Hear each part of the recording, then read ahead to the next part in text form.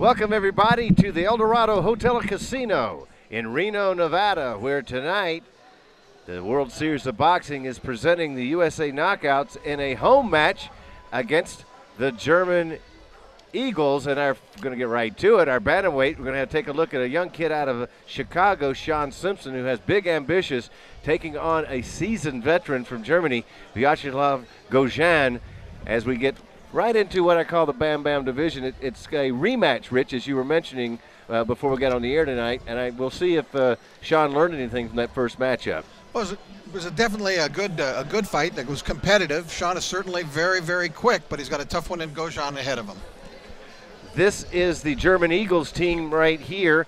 It's going to be Viacheslav Gojan, Kastriot, Sopa, Stefan Hartel in the middleweights. Kevin Kunsel is not going to be fighting tonight, so that's going to be a walkover for the United States team. So they'll be up 1-0 when that's officially announced in the team competition. And it'll be Philip Gruner versus Paul Coon in the heavyweight division. And that was the German team coached by a Romanian, Valentin Salagi, who was the German national team coach. Let's take a look at the USA Knockouts. The coach is Bashir Abdullah, a four-time Olympian coach. Sean Simpson, who will be coming in the ring shortly. Eric Fowler out of Houston, Texas. Clarence Joseph is our middleweight. Kennedy Katende will get the walkover tonight. He was ready to go, but unfortunately he won't be in the ring tonight. And Paul Coon will be your heavyweight young man from Philadelphia in the ring.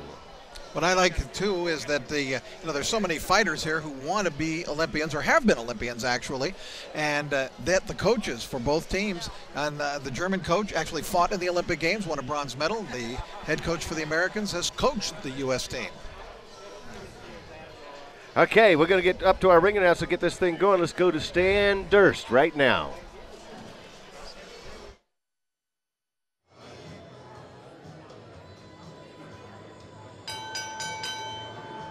Ladies and gentlemen, let's welcome our first fighter to the ring from the German Eagles, Viacheslav Gojan.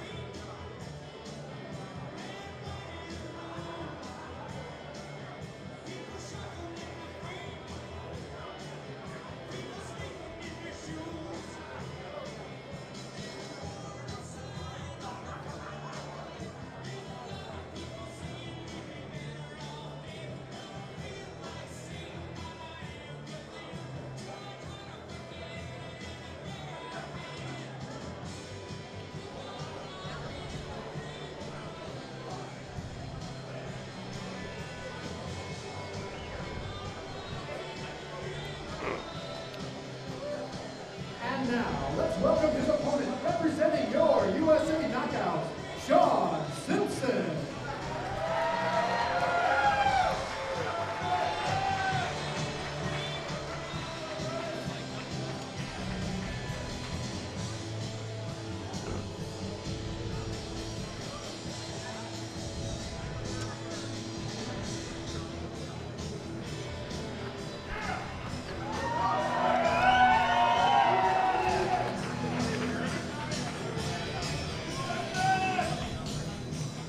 Sean Simpson making his way in. Let's take a look at his profile. Very, very young fighter. He's been in the ring 9 years.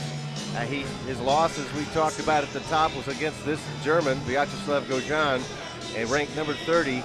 But he's got a lot of skills coming into the ring. Yes, we know. He is very quick-handed, Alan. He gets around that ring real well. He fought a good fight against Viacheslav Gojan the first time around. He was edged, but he thinks he'll be better tonight. He's planning on utilizing a little more foot movement, a little more jabbing.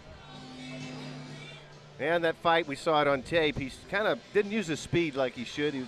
Plus, it was a road. He's in Germany fighting. We'll see how he does against the home crowd here in Nevada, pulling for the United States team. And send it back up to Stan Durst now.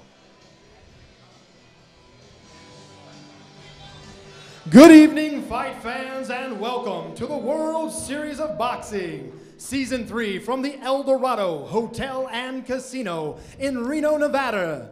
Sponsored by Rip It Energy Drink, Budweiser, the undisputed king of beer, Joey Gilbert and Associates. Tonight's action brought to you by Joey Gilbert Promotions in association with the El Dorado Hotel and Casino. Tonight's bouts are sanctioned by AIBA, the Nevada State Athletic Commission, Executive Director Keith Kaiser, Inspectors Mike Martino, Charlie Domino, Chris Lang, Ted Gibson, Efren Mendoza. Okay, fight fans, here we go. 5 rounds in the bantamweight division.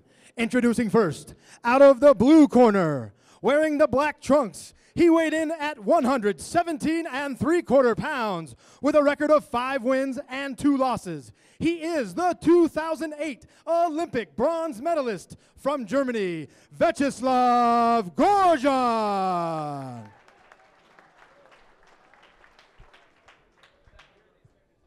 And his opponent, out of the red corner, wearing the red trunks, he weighed in at 119 pounds. He is from Chicago, Illinois, USA, Sean Simpson.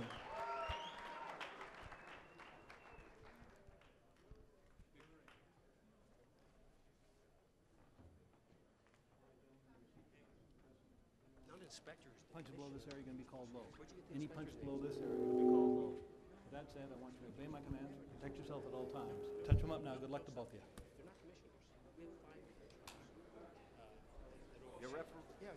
Your referee, Vic Draculich, makes his home in this area, as does Rich Murata, by the way. Well, thank you for that. Scheduled for 5, the red trunks, is Sean Simpson, boxing out of Chicago, and taking on Viacheslav Gojan. This guy's serious business, Gojan. He's a bronze medalist in 2008 Olympic Games in Beijing. In 2011, he's the European champion a year ago. He is from Moldova. In case you're wondering where Moldova is, you can look up on your little Google map. It's between Romania and Ukraine. Population 3.5 million. And Simpson, you saw him opening his mouth very wide. I'm hoping that wasn't a yawn right before the fight. He went downstairs there and tried to do a little body shot. It's 5 rounds of action, and what we see in the World Series of Boxing, they come out throwing from the get-go. You can't take any rounds off. There's no feeling out period. Wide punches there from Gojan and good counters inside from Simpson. As we told you, their first fight was very competitive, very close. Simpson is quicker-handed, just a little bit quicker than is Gojan, but Gojan, who keeps the fight at long range, is experienced. He takes advantage of accurate pinpoint punching and is a good counter-puncher. Going over the top of Simpson right there. He was an alternate in this year's Olympic team in London last year. He has Olympic ambitions and got a good taste of being on the USA team. He's a kid who's been fighting since he was 9 years old. Yes, exactly. He actually had a round, he says, about 150 bouts. And he is familiar with international competition. He's fought in tournaments in Ukraine. Good right hand that snuck in right there as Gojan is holding that left hand down. And good right left there. Gojan going back and quickly steps back forward. And this is why I call it the Bam Bam division. They get in the ring, these bantamweights, knock each other around pretty well. You'll notice the gloves, they use these amateur-style gloves. There's a nice uppercut there from Sean. They're a little heavier than you'll see in most professional rings. Good right hand there from Gojan. He liked that punch, but Simpson, it didn't land really flush on the side of his cheek. But that is one of the best punches that Gojan throws. He loves to pot shot from the outside with that overhand right, Alan. Throwing it once again right there. Quick, blistering, fast first round. A lot of punches being thrown. 47 seconds left in round number 1. Tough round to score, and it's going to be that way. It was very close in Germany when they fought earlier this year. And I thought Simpson would have been well served in their first fight by jabbing more. It seemed like when he would put together 2-3 jabs that Gojan would just stop. And he came out jabbing here in the first round, but now he's gone back to fighting more the way that he did, kind of winging from the outside. Gojan trying that big roundhouse right he's been trying to land. He seems to like that, as Rich was pointing out. Well, he's a good athlete. He likes to keep it at long range. Trying to stay on the outside. 10 seconds left, round number 1. Very fast-paced round. It'll continue that way, I can guarantee it. That's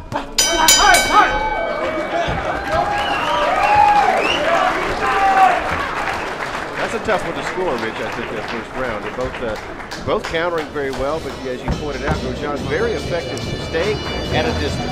And you're looking at this is a guy who's one of the highest ranked fighters, might be the highest ranked fighter on our card here tonight in the World Series of Boxing. He's ranked 4th, so he's definitely a real talent. Last time out, he scored a first-round TKO. I mean, against Jan Peronello of the Milan Thunder. Now, the Milan Thunder is the defending world championship team, and so he knocked that guy down twice in the first round. So far, Simpson has avoided that fate. But he's got power, and this is Simpson. His coach has been Nate Jones most of his professional life, or in his amateur life. He's a 2012 Golden Glove flyweight champion. And his favorite food, by the way, is White Castles. I can't fault him for that one. Have to get that in there. Those are good burgers. Round number 2 scheduled for 5. Sean Simpson in the red trunks with the white trim, and Viacheslav Gojan fighting for the German Eagles in the black trunks. Let me point one other thing out that I think could be fairly significant here tonight, Alan. That first fight between these two, as good as it was, and competitive as it was Sean Simpson's first fight without headgear. So he said that was different for him, and it was a little bit weird, and he was transitioning, and he said he's more comfortable with that now, and we'll see, maybe if that will serve him better, having had one fight now in his background without headgear. That is a big transition we've noticed in the 3 seasons I've been with the WSB. That the tendency is to not have as much defensive head movement as you would have, and not having the vision expanded. Your vision's expanded without that headgear. It is quite an adjustment. Good point, Rich. He is more effective in this fight in terms of his head movement and countering than he was. He was allowing, and you're going to see Gojan try to throw that right hand all night, but he's been going downstairs with that left to the rib cage, so he's working Simpson up and down. This is a great test for Simpson, who would kind of like to follow in the footsteps of the great Rashid Warren, the only 3-time Olympian the United States has ever had, who recently turned pro, who fought in the WSB the last 2 years and was the team captain for the United States teams when they fought out of Los Angeles. And of course, we mentioned Sean has had considerable amount of fights, well over 100 in his career. So, in terms of number of fights, he certainly matches up well. But you have to remember, as Alan pointed out, that Gojan was a 2008 not only Olympian but a medalist in the Olympic Games. Well, you can see why. He's not your typical straightforward Euro style we tend to see out of Germany and the Ukraine. This guy's got movement, good lateral movement, and he's fighting like a pro, and working the body, working up and down. And even though he's been a well-established amateur, now he's fighting in the pro ranks, and he's very seasoned. A lot of times when they come out of the amateur ranks, Rich, as we know, in the Olympic point system, they don't learn how to turn their punches over and land effective punches. Correct. But he doesn't seem to have that problem. And of course, this is pro boxing now, so pro judges are looking at it differently. Yeah, it's not the number of punches you land; it's effective. But good counter right there from Simpson. They're going at it right in the center here. Both nice right hand got in, and a little rough housing there. I always hate to see that. That was a real takedown, and Simpson actually went down quite hard. They're landing full on his back. He wanted to touch gloves, and Simpson wanted to throw a punch. Protect yourself at all times is always the rule. Simpson was on a local radio sports talk show here in Reno, Nevada yesterday, and it sounded like, he's so shy. It sounded like he'd rather go to the dentist and get a couple of teeth pulled, really, than answer some of the questions.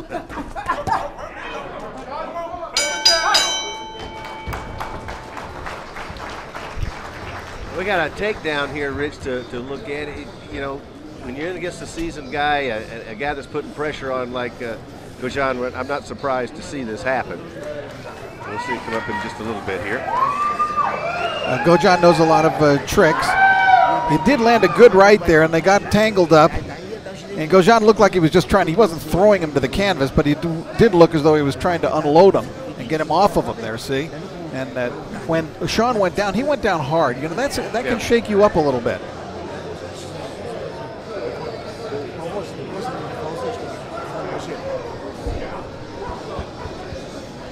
Yes, it's been a blistering 2 rounds so far, and it's as we pointed out, we knew this was going to be a very even matchup coming in. It'd be hard to tell how the judges have it so far. We'll get to that later on.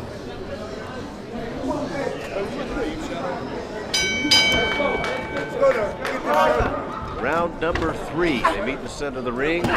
And there's that little bit of a jab that Rich Murata wanted to see Sean throw, Sean Simpson, in the red trunks for the USA knockout. That might be, there's a nice left stuck in there, though. That left hand, if he can work that, that's the best way to keep this season betting off of it. Another left hand got in. Nice punch there. That's working for him. At that jab and the hook, they're both very, very quick. And when Sean throws usually one jab, he usually throws 2 of them out there. Viacheslav, though, the thing is, he is such a good counter puncher.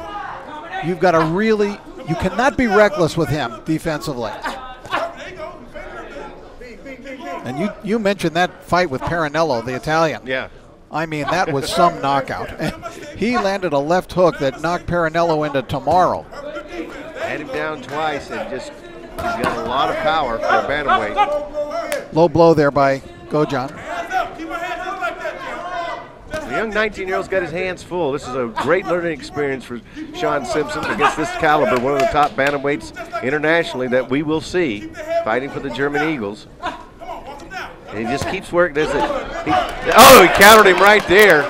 See, Gojan's a little bit too much in love with that right hand and leaves himself open, which he did right there. He's the lead right there. Good counter once again from Simpson. Well, we mentioned the first fight was competitive, and I think this one's even more competitive than that first one was. Yeah, they both taken it up a notch. There's a good combination on the inside there from Simpson. But you see how crafty Gojan is. He's taking all those punches. Working from the outside right there. Landed a left hook. Lead right from Simpson. Went to the body. Gojan just did right there with his right hand. He's working both rib cages on each side when he gets a chance. Perfect. Keep swinging up. Keep going forward, champ. You gotta keep going forward, baby. Come on. Hands up. Perfect. Perfect. There was an opportunity that Simpson missed come over the right hand. If he'd come across the right hand, that lead right he'd thrown before in the counter. He had a good shot right there. This is Gojan's 4th fight of this season, and he's won his previous 3. 2 by decision and the 1 KO of Paranello that we referenced earlier. Well, he did fight the aforementioned Rashid Warren. One of his only 2 losses in his 2 seasons was against Rashid Warren. It was a very competitive fight, but Warren had too much speed, and the speed is the advantage of Simpson here. Oh, we saw Simpson countering there, which usually he's taking the lead. Hands up. Hands up. Hands up. Hands up. Bring one right hand behind you. Keep going forward. Another good round right there. Right, there's no wanting for action between these 2. No. It's hard to believe 3 rounds have already blazed by. I think it's a very, very even fight, Rich. How do you have it after 3? I have it 2 rounds to 1 for Gojan. I think that's about right. I think the second round I thought was Sean's best round.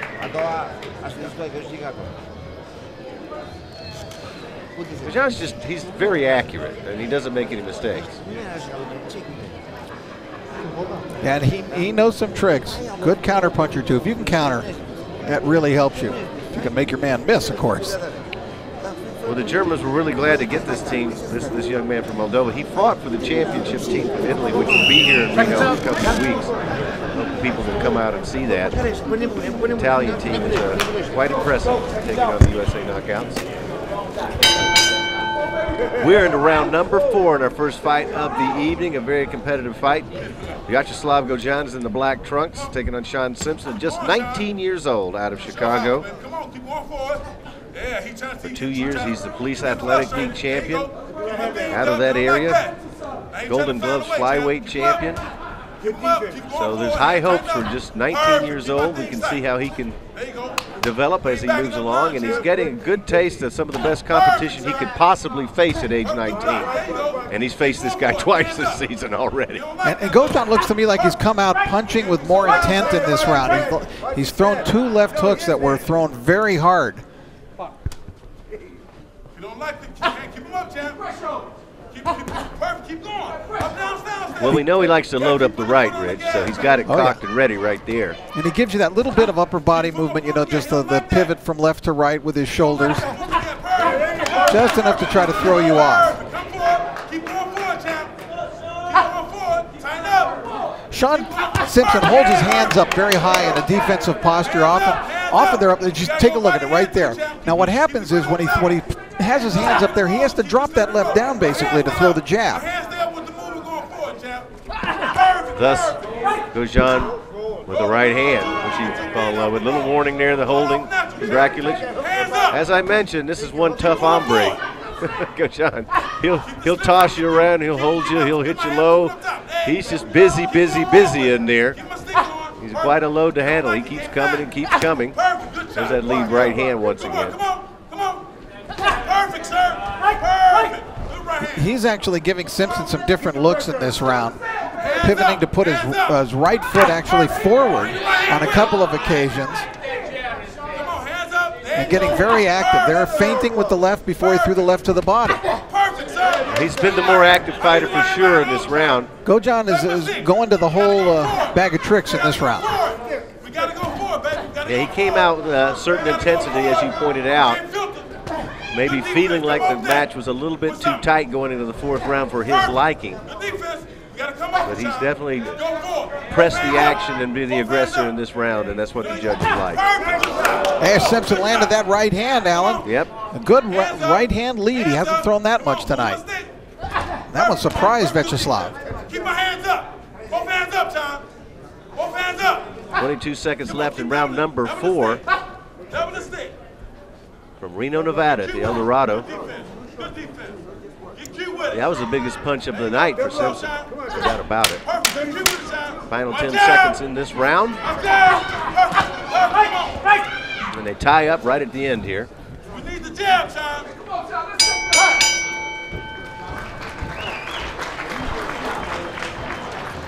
Good round. I tell you, every round has been full of action. There you see the room here at the El Dorado, where actually a week ago they were holding college boxing. Many people don't know that there actually is live college boxing. 5 universities were in a tournament participating last week in a college boxing tournament here in Reno. It was a lot of fun.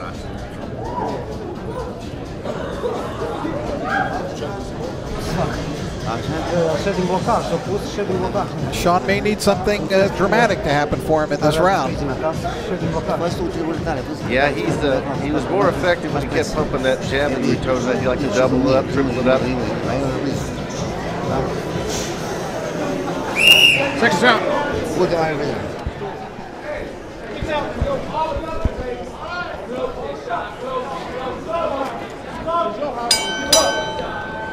The 5th and final round in the bantamweight division. Give it up. We'll see what happens here. Don't give it up. Don't give it up. It could be 2-2 coming into this final round, and I'm sure that neither fighter or either corner has taken anything for granted. 5 rounds is a great distance for these young pros, because as I mentioned, they don't have time to take any rounds off, and they don't. And people that watch a lot of fights have been attracted to this series because of what you're seeing right now. There has been no let-up from the start to the finish. Double it, double it, double it. You see Gojan, he's trying to work his way in to throw that right hand, and now Simpson gets a takedown. Yeah, that was a little revenge. Relax and let my hands go. Keep going forward. And don't pull. You'll watch how Gojan moves his footwork. He's working his way in to get that right hand, and right in his range he wants. But he really hasn't tagged Simpson real effectively with that, because Simpson's done a good job holding his hands up, as Murata was pointing out, picking it off of that left hand. Now the counter to that is he's been hit downstairs a few times, but it hasn't slowed him down. 1:45 left in the fight. Hands tight, Tim. Pull it out. Dig down to get it. Dig down to get it. Perfect. Dig down to get it. Come on. Keep going. Crowd trying to urge Simpson. We thought, of course, this is a different situation now. A few weeks ago when they met, it was in Germany. And now Simpson's got the home court advantage here tonight. So he's got to let that crowd pick him up. Yep. He might want to turn it up a notch in this final minute if he can. Just let it go. By this point, each fighter knows exactly what he's in against. My jab. My jab. Oh, nice left hand that got in there right there. As Gojan got himself out of position, and Simpson was able to take advantage. Now remember, This being a pro fight, these are fought under pro rules, and judges in Nevada especially like a good hard punch. Come on, run him up, baby. Hands up. Go for it. And that's the interesting thing about the series. We found out that the traveling from country to country back and forth, there is a definite home ring advantage in all these situations. It's natural in all sports. Boxing's no exception when you have a team competition like this. But inside the team competition is the individual competition and the development of these young pros. Hands up. Hands up. I think the two singular punches actually that were most effective in this fight were landed by Sean Simpson. That right hand in the fourth and that left hook here in the fifth round. Final seconds winding down. Been great action throughout as they go right to the end. Very good fight. I thought Simpson fought better in this fight than he did in the first fight. Was it enough to carry the evening? No. He feels good about it though, and he should.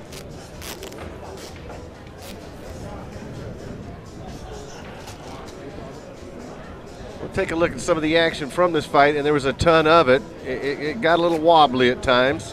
Yep. Simpson that time grabbed him around the waist, ran him across the ring, and they couldn't keep their feet. Then the best punch of the fight might have been that left hook. Right, exactly. Good look at it, guys. That's what I was saying about the two singular eye-catching punches I thought in the fight actually were landed by Simpson. And so it's going to be an interesting decision here to see if those single punches were enough to carry the rounds, end up carrying the fight for Simpson. Sean's a good kid, very likable, just 19. Refers to you as sir when you ask him a question. Is that right? And this is one good fighter right here, Gojan. He's all business in there. Well, let's take a look at it as we take you through it. It's a very tough one to score. There was that yawn by yeah. that worried me right off the bat. Simpson came out, and these two guys did not waste any time. Alan, they decided let's forego that feel-out thing in the first round, and they came out and they were throwing fast. And you just see the kind of combinations that both guys were punching with here tonight. And there's that takedown that happened earlier. Simpson going down hard, and I think might have shaken him just a little bit. Gojan with that leaning left hook. Two of them just banged away really with a lot of power tonight and a lot of spunk, and basically providing the crowd with very good action from rounds 1 through 5. Wasn't a bad round, and this was the 5th round takedown. And I think we'll see that punch one more time. There you go. Caught him out of position. There's that left hook. Yep. Now, Sean never did land a punch like that in the first fight, which he lost on a unanimous decision. We'll see what happens here tonight. I believe the numbers have been tallied.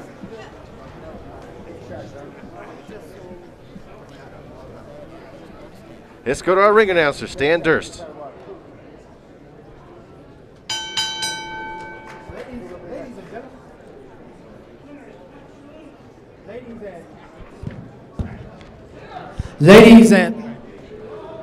Ladies and gentlemen, after 5 rounds of boxing, the judges have rendered their decision. Judge Pat Shalene scores the bout 49-46, Gojan. Judge Eric Cheek has the bout 48-47, Simpson. And Judge Herb Santos has the bout 48-47 for your winner from Chicago, Illinois, Sean Simpson.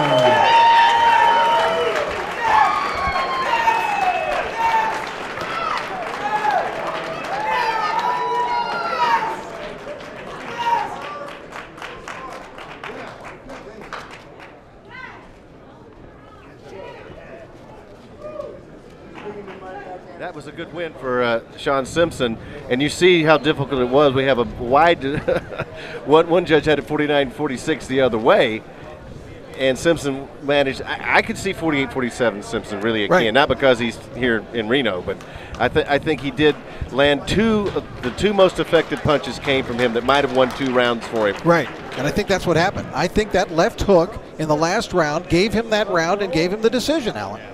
So he feels really good about himself, his second professional fight here in the World Series of Boxing. And that puts the United States up 1-0. This is a team that really would like to get a team victory. They spend a lot of time together, travel around the world. So Simpson's got them off to a very, very good start tonight, 1-0. And they're going to get a walkover in the light heavy, as we mentioned. So they're going to technically right now up 2-0, as we're going to be heading up into the lightweight division. Eric Fowler out of Houston, Texas, who's had quite a story, came out 2 seasons ago fighting out of Los Angeles and was knocking everybody out, and then he's hit sort of a lull the last 2 years, trying to get back on track. If there's ever a young man who wants to prove himself that he may go out as a professional fighter someday and make a lot of money, he needs this win tonight against a young fighter, Kastriot Sopa from Germany, just 20 years old. So that'll be an interesting matchup. A lot of people across the country that have heard and followed Eric Fowler have wondered what has happened to him. He told me before the first fight that he lost earlier this season, the first fight of the season. He had not really trained very well for 6 months, and so he had a lot of distractions. He got married, so we'll get right to it. So let's get our announcements as we set up our second fight of the evening in the lightweight division. Here's our ring announcer, Mr. Durst. Ladies and gentlemen, let's welcome our first fighter to the ring. Representing the German Eagles, Kastriot Sopa.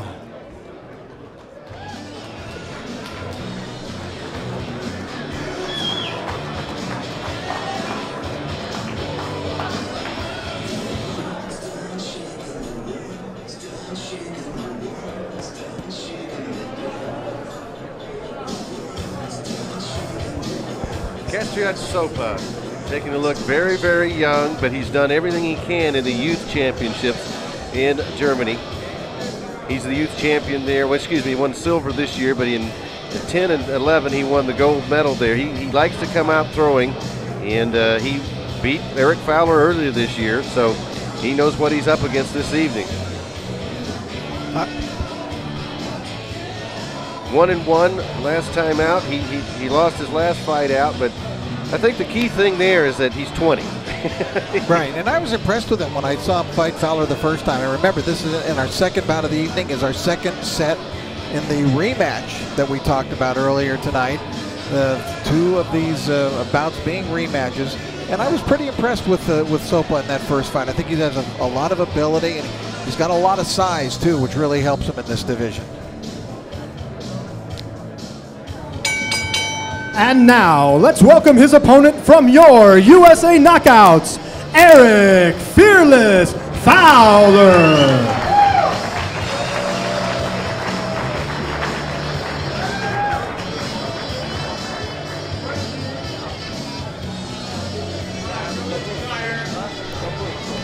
In his first season, Eric Fowler was ranked in the top 3 in the lightweight division, and I know some professional organizations, promotional organizations that were looking at him. So he needs to turn it around, Rich. I mean, he's really had a rough go. He had those 3 TKOs were 2 seasons ago. And they came one right after the other. That's right, and sooner or later that reputation goes away. He lost the first fight. Again, it was competitive with this fight with Sopa, and he's going to need a little bit more. And again, this crowd may help him push him over the top here tonight. He has power, obviously, but somehow he's lost some confidence. He was one of the most engaging personalities we had.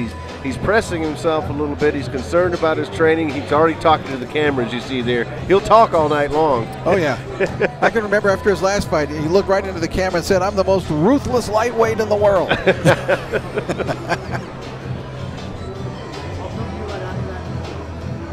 There's Sopa. I'll tell you later. All right, let's set it back to our ring announcer. Our next bout of the evening is 5 rounds in the lightweight division. Out of the blue corner, wearing the blue trunks, weighing in at 134 pounds, he has a record of 1 win with 1 defeat. Fighting out of Germany, Kastriot Sopa.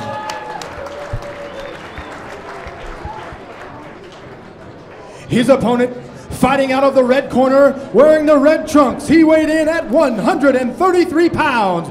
With a record of 0 wins and 2 losses, fighting out of Houston, Texas, USA, Eric Fearless Fowler. The third man in the ring for your contest is Russell Mora. The judges for this contest are Bert Clemens, Pat Chalene, and Herb Santos. Hey, trunks here good.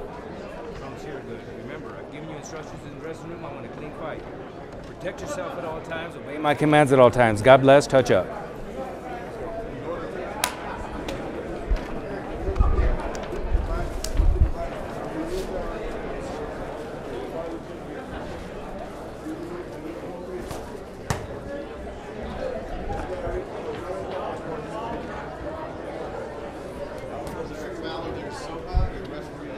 Mora, your referee is Russell Mora. First round scheduled for 5, lightweight division. Fowler in the red trunks. He comes in with a lead left inside hook and just got tagged with a combination upstairs. Sopa bearing right in, right off the bat. And Fowler standing right there taking all those headshots.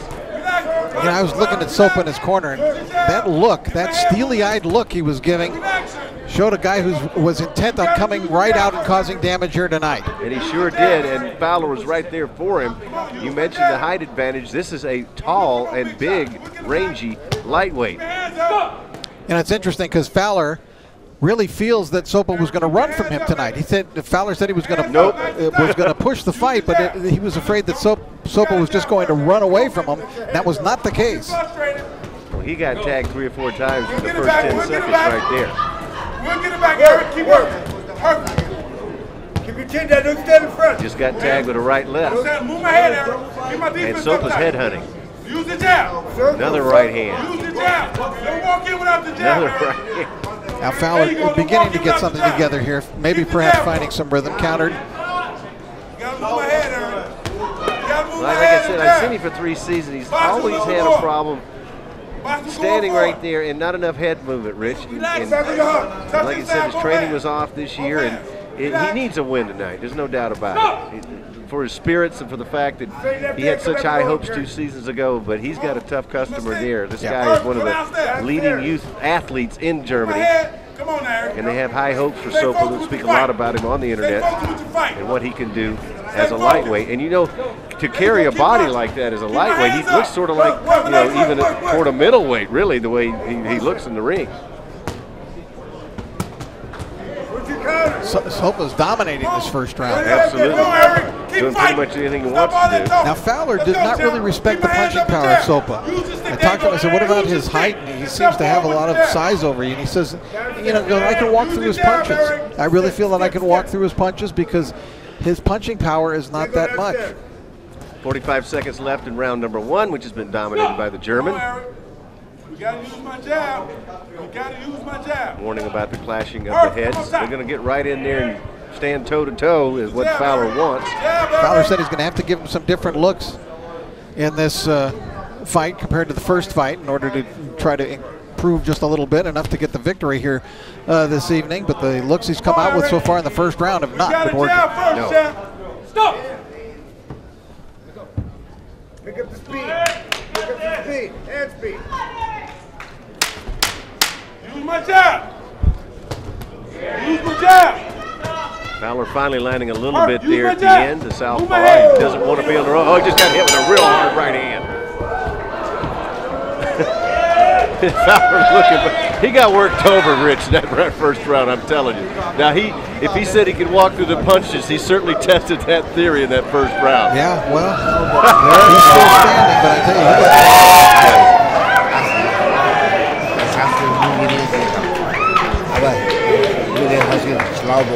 rauslassen. Wenn du mal regelst, wenn er rausgehst, wenn er kommt, hast du Boden direkt. Wenn du reingehst, schau mal der Rechte mal auf und A lot of concern over there, I'm sure, because he just doesn't seem to have any kind of a rhythm he gets into. He gets hit a lot and tries to counter. I'd like to see him throw some body punches, but that's not in his repertoire that I've seen in preseason.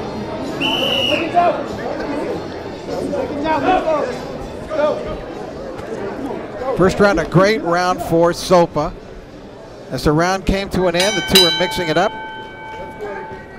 And as the round came to an end, that first round, you saw Sopa really open up, tag Fowler, and that led to the two with a nice little stare down, pose down there at the end of the round. Now Fowler may feel like he's going to have to do something here to dramatic. I mean, in terms of maybe trying to rough up Sopa, throw him off balance. And you've got the righty-lefty thing going too, so Moro's going to have, the referee's got his hands full watching for headbutts because they're going to get in close. Nice little uppercut there from Sopa. Got a little swelling over the right eye, below the right eye of Fowler. Let me give you one little other mitigating circumstances. We told you in that first fight, you know, Simpson had fought the last fight without headgear for the first time, and he was more comfortable in that situation here this evening. Now in the last fight between Fowler and Sopa, Fowler claims that he had a bad rib, and he had to hold his hands down too low that entire fight to try to protect the rib. So he says, I'm going to hold my hands up higher tonight, and he felt that that would be a difference, but hasn't been so far. But at least he should be more comfortable in there. Yeah, the rib, he pointed out, is on the right side of his lead hand, he's left-handed. Just about halfway down his torso. Said it still bothers him. Perfect, good hand movement. So look for the shots big. We need combinations. We need combinations. A nice little chopping right hand there from Sopa. Good body shot. The thing is, I think Eric may have really misjudged the style that Sopa was going to use on him tonight. I mean, he was so sure that Sopa was going to try to run from him in this fight. He told me that, he said, when we looked at the ring, he said, this is a really big ring. He's going to use it. He'll be running. He goes, I'd much rather fight him in a phone booth. Well, look at the confidence of Sopa. The young German, he's really looking just to tee off right now. He is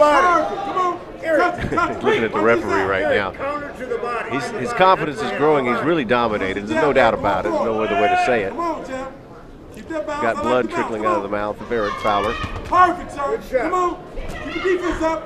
Sopa, one thing I really like about him is that you know, with European fighters, a lot of times they get a rap, Alan, that they're stiff, that they're upright, that they're not loose and more relaxed. But you can see Sopa's an athlete in there. I mean, he's not that way. He's not stiff at all.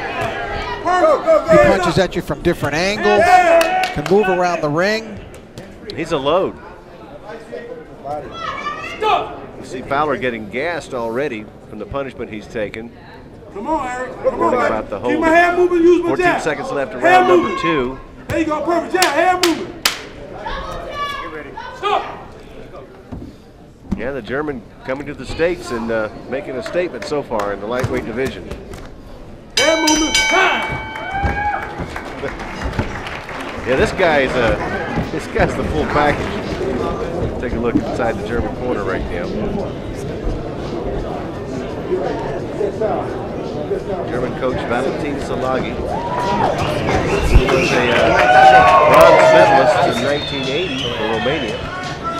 The Moscow Olympics that he did not attend. Yeah. And he's been part of the development of really great pro fighters like Darius Milashevsky, who's a tremendous light heavyweight champion, Sven Otke, another champion.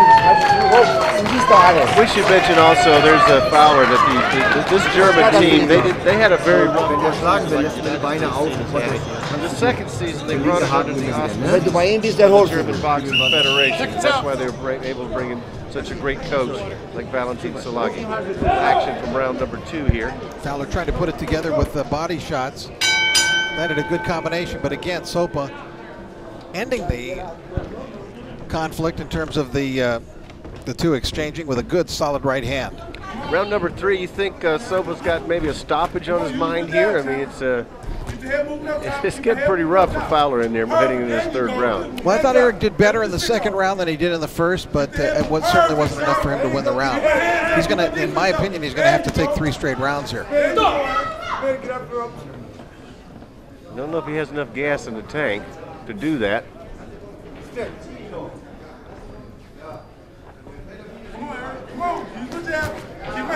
I see Sopa as a guy whose style is going to be very good in the pro ranks. Perfect. Come on. It looks like he could adjust to any type of style, you know, even fighting against the Mexican fighters or more fleet-footed movement fighters like Puerto Rican fighters, power fighters like we're getting out of the Philippines. Nice little left hand right there that staggered Sopa a little bit. I think that was more of a footwork thing, but Fowler did land a good punch. Nonetheless, it got a rise out of the crowd, too, you know, and that encourages you. Yes. He's going to need a few of those. Keep my hands up, champ. Sopa pouring straight in with a right hand right there that was effective. Work, champ. Work inside. Both hands. Hold your hands up. Work. Come on, ref. Go. Stop. I knew Moore was going to have to step in eventually there. I don't know if Sopa has any inside game to speak of yet, but I do see him as an accurate puncher, you know, with quick hands who likes to be on the outside. If he can develop an inside game, he's going to be, as you put it, Alan, a load. He is. He's got that nice right hand that just snuck in there. The thing is he's a rangy type fighter with a lot of power. Certainly got Fowler's attention with that last shot. Yep. Well, I got to give Fowler credit. He's in there throwing and taking a lot of heat. Nice left hand right there, the crowd liked. Sopa coming back from that shot. Fowler's just going to let it go now. We got a fight on our hands. And Eric did pretty well inside there. When he's within punching distance, again, he's having to deal with this, with a guy who's bigger than he is. He's getting close, and he's landing some shots.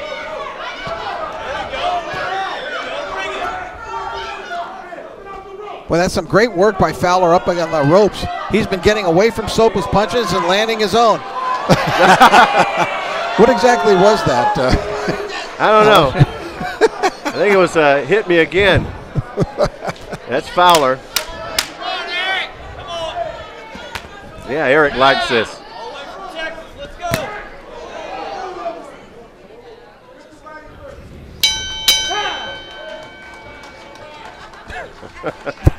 Always amazes me when fighters seem to be taking the most punishment. That's when they'll pull out. Okay, hit me again. I'll take it. That means he's a fighter at heart. I don't know if the coach over here in the German corner is liking the way that Sopa's kind of showboating himself and dropping his hands by his side, and I think he's getting admonished quite a bit right here, don't you think? What are you doing? Very possibly, yeah. He's getting an earful. Kenny Katende on the right there, who we wanted to see fight tonight, a young man from Uganda. He's a light heavyweight, but you know, he will actually get into the ring tonight because, you know, to get the point for the United States. He did weigh in yesterday, showed up at the weigh-in, even though his opponent could not make it here for whatever problems existed. And so he did weigh in officially yesterday, and he will get into the ring here tonight. Okay, this got interesting toward the end of round number 3. Round number 4, let's see if Fowler can get the brawl for it all here that he wants, because that's his best shot. I think he lost the first 2 rounds as Rich Murata had. He may have gotten some love from the judges in that last round, or he may in a position right now that he needs to get a knockout. I don't know if Sopa's going to acknowledge. You notice Sopa's been a tad more cautious than he was in those first 2 rounds, keeping his distance.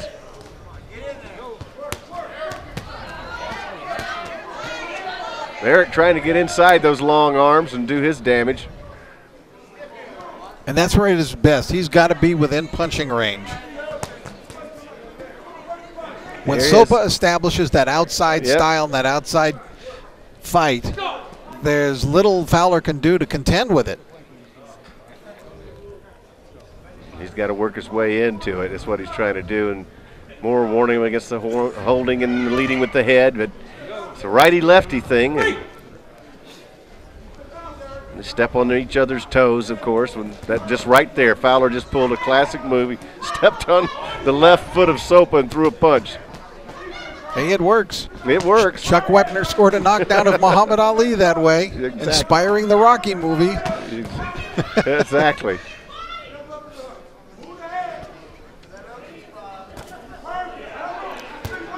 We're in Reno, Nevada, which has a long history of boxing, including one of the most famous boxing matches of all time, and with great sociological impact in the United States when Jack Johnson fought Jim Jeffries. just about a mile from here, actually. They built a stadium out there for that fight. A little over 100 years ago, and now, and now Eric Fowler. I tell you, it's fun to watch. I tell you, even if he loses, he makes it fun to watch. Yes. Although Russell Moore doesn't seem to be having a great deal of fun. He's not laughing at it. Well, he's kind of lured the German into a little bit of showmanship too. You see him hold his hands right there on his knees. Sopa's he's not having a lot of it.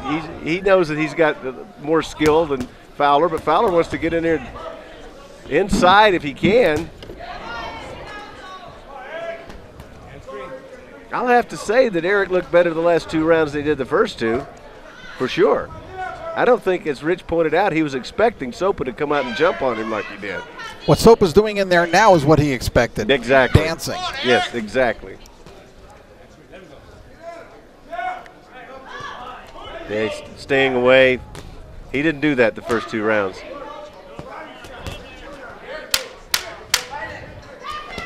But Sopa may have also seen that when Fowler gets within punching range, he's more dangerous. Exactly.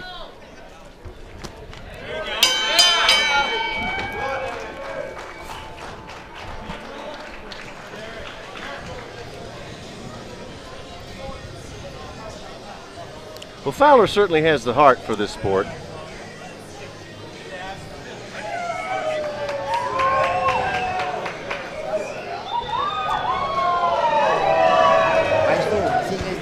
He's one of those fighters that if he had the right trainer, Rich, and could put 100% into it, you'd get everything he has out of it. He's going to give you everything he has. There's no doubt about it.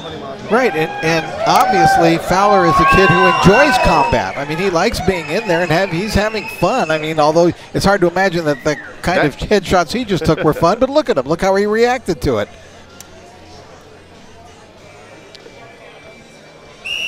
And if this guy gets the right training and development on the way up, he can be a very effective professional.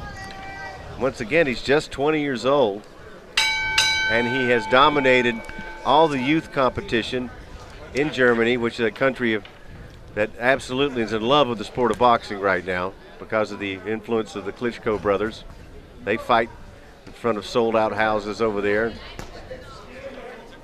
Germany and Eastern Europe, it's really a big rise in the athletes I've seen in 3 years, from the Ukraine to Germany to Eastern Europe, that's really taken us. Boxing is not on a downswing, it's on an upswing in that part of the world. Very true.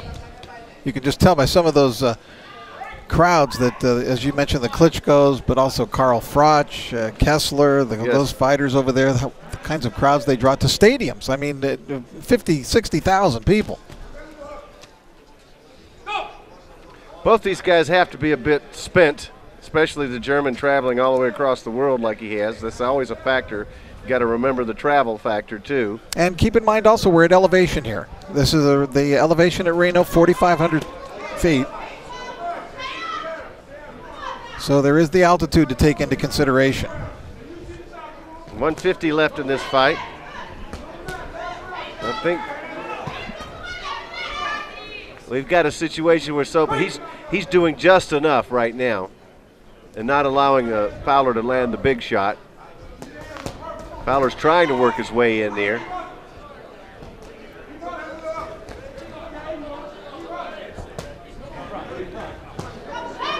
As many shots as he took in the first 2 rounds, it seemed that Fowler got more clarity as he went along. He looked a little staggered early, and now he seems just fine and dandy in this 5th round. And I think one thing also, too, is that Sopa built up that big early lead, knew he was in command, and kind of relaxed a little bit at that point. Oh, big right hand right there. Sopa just landed a right hand that Fowler, he really took it well. And remember, we're in Nevada, and Fowler pushes down Sopa. We are in Nevada where there is no standing 8 count here, so it wasn't like the Russell Moore was going to jump in there and give Fowler a standing 8. And these fighters have an extensive amateur background behind them when they used to get standing 8 counts in those situations. I think that punch might have put a bow on the evening for the German. I think that might have closed it out for him. Fowler's got 30 seconds to do something spectacular, but I think Sopa's too smart to let him do it. Come on, Texas. And because this is strictly a professional fight now, the fighters don't get the luxury of that standing 8 count that they used to in the amateurs.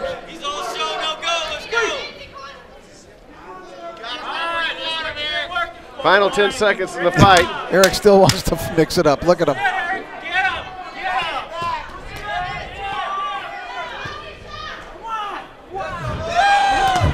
All the way to the end. Well, they put on a good show. Sopa wants to be a sportsman, and Fowler wants to fight. Wants to still fight. And Sopa kind of laughs it off as he goes across the ring. And I believe, in my opinion, that he should win a solid decision here tonight. Well, he stepped it up a notch from the first fight. The learning curve bent toward Kastriot Sopa tonight from the first meeting that we saw in Germany. It was a good. I'm very impressed with the guy. 20 years old. He looks like he's been in there a lot longer than he has as a professional. His only second fight without headgear, and he might be something that they're developing out of Eastern Europe in the lightweight ranks.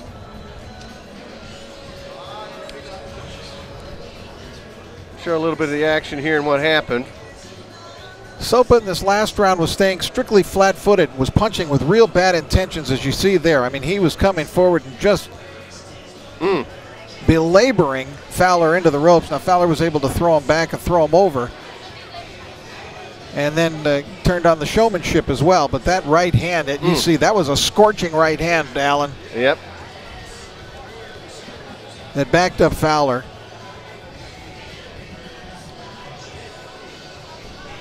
Well, you can see why people love to see Eric Fowler fight. He just hasn't gotten the results. Don't believe he's going to get them tonight. Let's take you through the fight. There was Sopa. Sopa, you could see, was all business at the start of the fight. Look at that look on it. Steely-eyed look. He was so sharp early. Right, he just came out. And this is, I think, he took Eric Fowler completely by surprise because he came out punching. This is first round action. And Fowler thought that he was going to run from it. That is not running, folks. He must have heard your interview. And so I think, that Fowler got taken by surprise here early and had trouble adjusting to a much more aggressive style from Sopa this second time around. And then in the third round, Eric started to get into the fight a little bit, started to exchange, but still the harder punches were being landed by Sopa. Yep. And he drove him into the ropes there in that fifth round with a very decisive exchange. After 5 rounds, we go to the scorecards for a decision. Judge Pat Celine sees the fight 50-45. Judge Bert Clements sees the fight 50-45. Judge Herb Santos has the fight 49-46. All for your winner, Kastriot Sopa. Well, one judge was generous enough to give 1 round to Eric, but I can see a shutout. I think that third round might have been Eric. Well, it was either the third or the fourth round that he got. And there's Sopa. And the crowd expressing, and I'm glad to see this, their appreciation for what Sopa brought to the table here tonight. He bows to all 4 sides of the ring. This is a kid, I think, who has a very good future ahead of him. Well, I'll say this much. I've seen, for 3 seasons, I've seen over 300 fighters.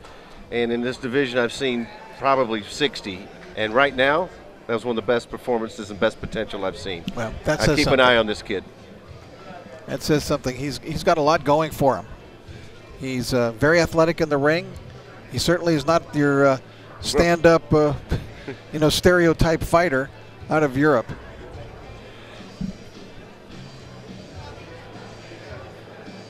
Well, we don't waste time. There hasn't been any time to breathe. Those first 2 fights, I don't think that maybe ever 5 seconds went by without a punch being thrown. But all the credit goes to Kastriot Sopa. This guy he's rangy. He's going to grow into that body a little bit more. He's going to move up in weight, and he's going to be a factor to be reckoned with. At age 20, he looks like much. For a guy that's only fought now twice without headgear, keep an eye on this guy. Like I said, Right. he's one of the top 3 I've seen in this division in 3 seasons. And to Fowler's credit, you know, he was kind of blown away there in the first 2 rounds by a much more aggressive and a surprising show, an assault by Sopa. But he came back and made a fight of it in those last 3 rounds. All right, let's get you set for our middleweights. One of our favorite divisions always, because they carry the power of the heavyweights, so that they have the movement of the lightweights, the middleweights. It's going to be Clarence Joseph taking on Stefan Hartel for the German Eagles. Ladies and gentlemen, let's welcome our first fighter to the ring, representing the German Eagles, Stefan Hartel.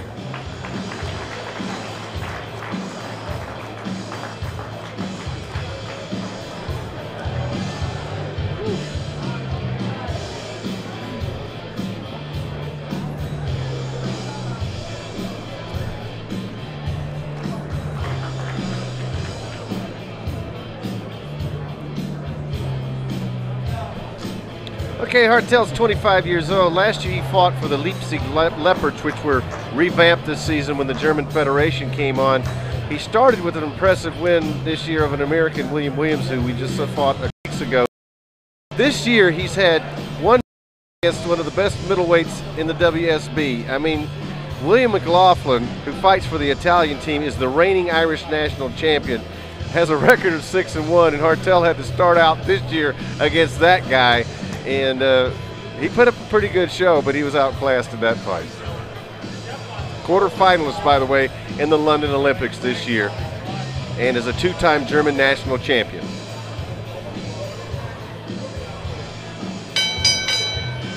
And now, let's welcome his opponent from your USA Knockouts, Clarence Joseph.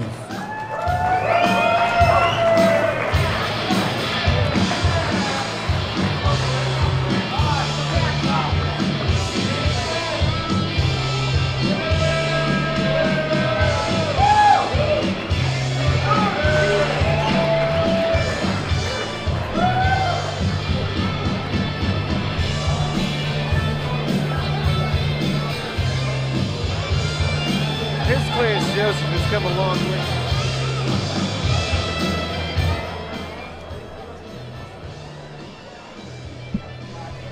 And if we're going to do some history here, he's from St. Croix, a name that comes to mind, Livingstone Bramble, who fought here in Reno against Boom Boom Mancini. That's correct, yes. Won the title. He didn't win the title against Boom Boom Mancini.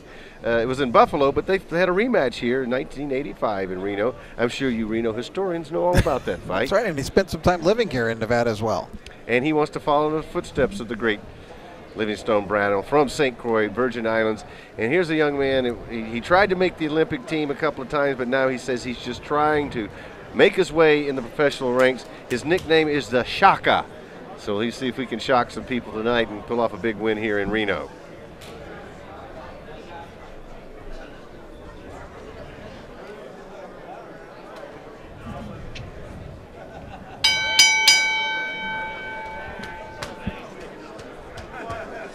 Our next fight is in the middleweight division. Fighting out of the blue corner, wearing the black trunks, he weighed in at 161 pounds. He has 2 wins with 3 losses. The 2012 Olympic quarterfinalist from Germany, Stefan Hartel.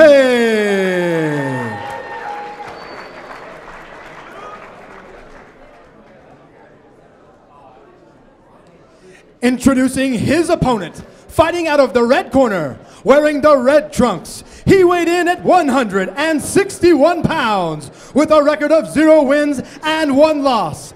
Fighting out of Oklahoma City, Oklahoma, by way of the U.S. Virgin Islands, Clarence Joseph. Your judges for this bout are Bert Clemens, Pat Shalene, and Eric Cheek. The third man in the ring for this bout is Russell Mora. Valtier's good. Valtier's good. Gentlemen, we went over the rules so you know that I expect a clean fight. I want to remind you, protect yourself at all times, obey my commands. God bless. Gotcha.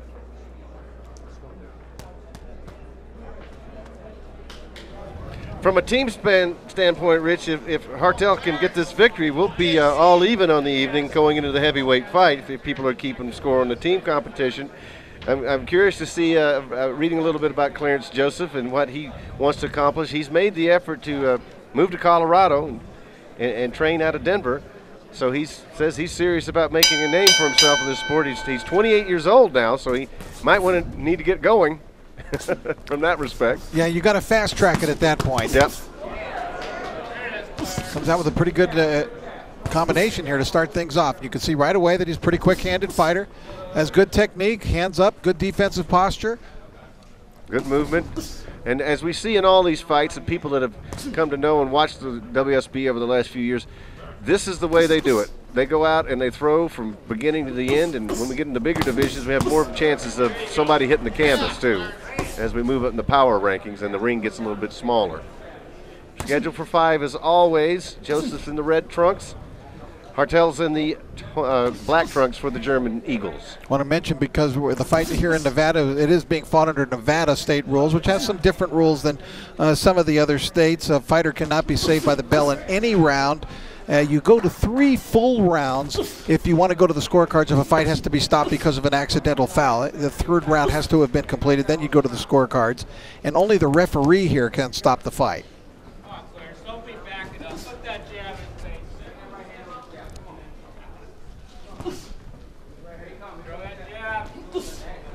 Joseph working his way backwards a little bit in this round.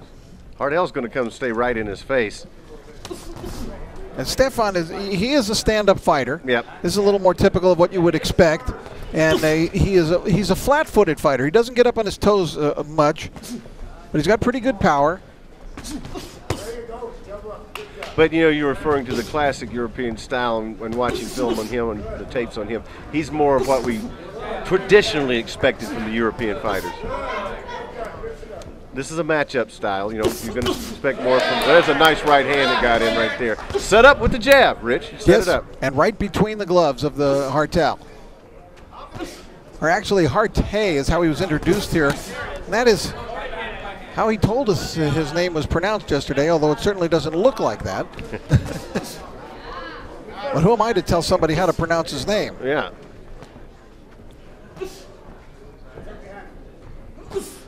Nice right hand over the top from Joseph. I like some of the work that Joseph's doing here in this. He's kind of showing some different looks, shuffling around a little, got the jab going, trying to keep Hartel off of him. Got that pivot from left to right. And again, he's digging good left hooks to the body. Yeah, the crowd's like it. Joseph brought some friends here from the islands. He's probably the least known of any of the Americans fighting tonight, and he's getting a very big reaction out of them.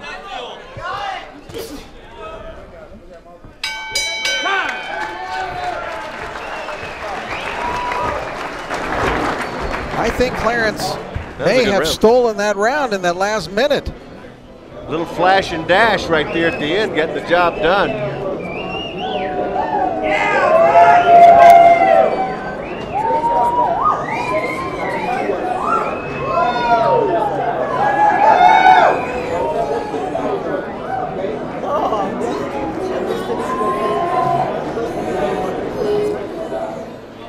Hartel getting a talking to over in the corner, and I think because he let Clarence Joseph take the play away from him. He had controlled the first half of the round, and I think Joseph ended up winning that round.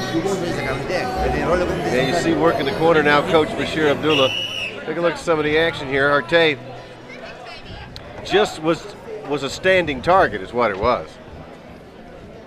We mentioned that he's mostly a flat-footed fighter, and Joseph began finding the range. Joseph, the shorter fighter, was able to reach out with those right hands, find the range to the head, and landed a couple of really effective, I thought, Alan, left hooks to the body. Clarence Joseph in the red trunks. I like it when he pumps that jab out there to work his way in.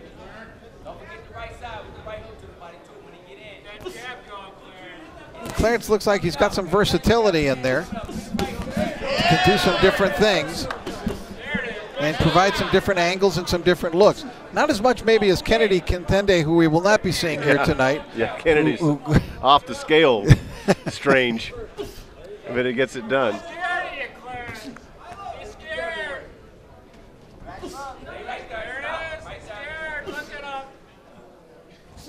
The German fighter looks a little stiff.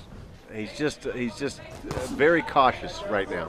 And I think it's what his coach was trying to get him to get out of. Easier said than done when you've been smacked a couple of times. A nice right hand he whistled there that missed by 2 feet. Joseph's first fight in the World Series of Boxing was against Tavares, a very good, really good fighter. Tremendous left-hander, a lot of movement, you know. In fact, both of these guys have lost to Tavares in the past, but that's a heck of a way for him to have to start in his very first fight in the WSB. Yeah, in season 1, Tavares was 9-2 in his first 2 seasons and was ranked number 1. And went and led his French team to the championships in China that I saw. Tavares was probably the most impressive fighter in that season 1 that I saw. But you can see how tough that is for a debut performance. That's what Joseph had to face, and he looks much more comfortable in there tonight.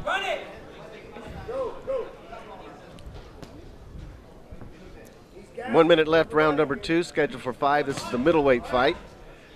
The German team needs a victory here to even it up on the evening because they're going to get a walkover. The United States is going to get a point in the light heavies.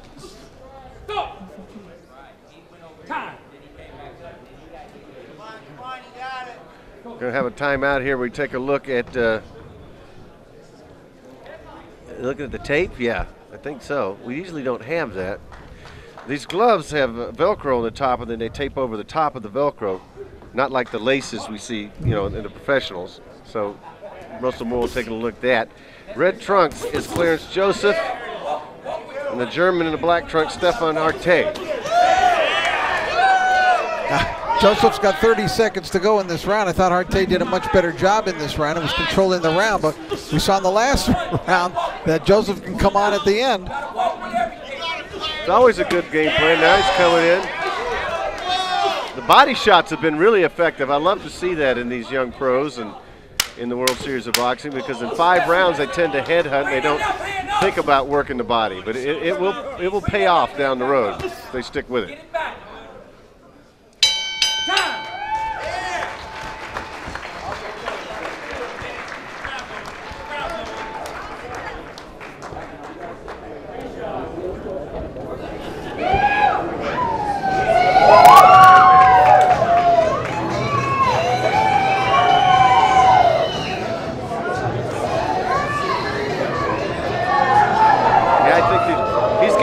Slicked. The craftiness of Clarence Joseph's coming through in this one. I think got some concerns over there in the German corner right there. And remember, this is a guy who just fought in the Olympics. I mean, he's had a little bit more to his credit every year.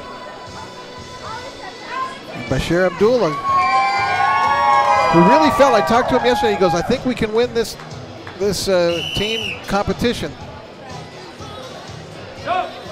Against Germany. You saw Joseph coming on again in the last minute of the round. Now, was that one enough for him to pull out the round? I think the first round he did. I'm not so sure about the second. I think that second round going to be pretty critical in the scoring, Alan. Stefan just landed a nice right coming out right there, lead right hand, and he stepped up his intensity quite a bit right here at the beginning of round number 3. I don't think he's going to wait around to let Joseph steal one at the end. You see his aggressive nature has come out here in round 3, covering up here and countering with the left. Joseph is pushing forward now. He's not waiting till the last minute in this round. He's coming right out, landing good with the jabs, trying to set things up with that jab.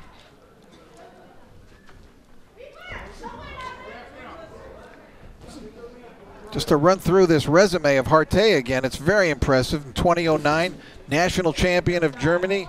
2010, national champion of Germany.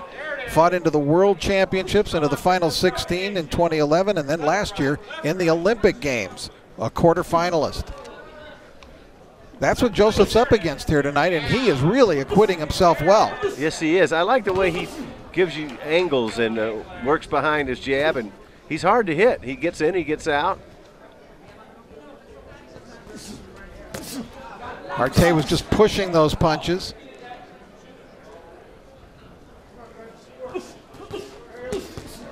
Upstairs, downstairs work right there. Boy, I tell you, Joseph's the best body puncher we've seen so far here tonight. Yeah, I don't see them very often, Rich. When I do them, I like the way it works for them. If you got a guy that's standing in front of you, very tall fighter, standing very erect, straightforward, go down and work those ribs. Why not? And there's a big difference in speed, too. Nice left hand right there. These guys working hard. They're working very hard, all these fighters today.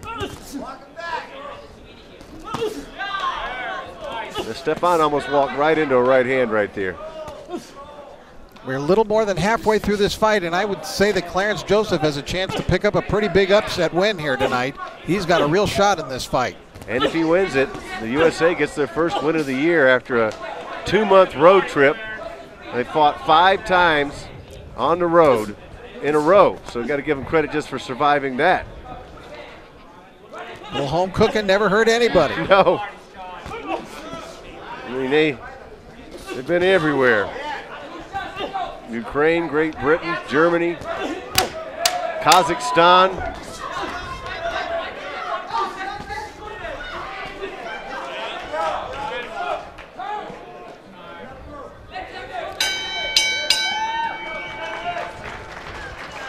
Well, they seem to be pleased in the red corner. Hey, I think everybody in the room's pretty pleased. I like this guy. First time I've seen him. Bashir Abdullah, he leaps through those ropes. He's still athletic, man. Yep. One-time Olympic coach.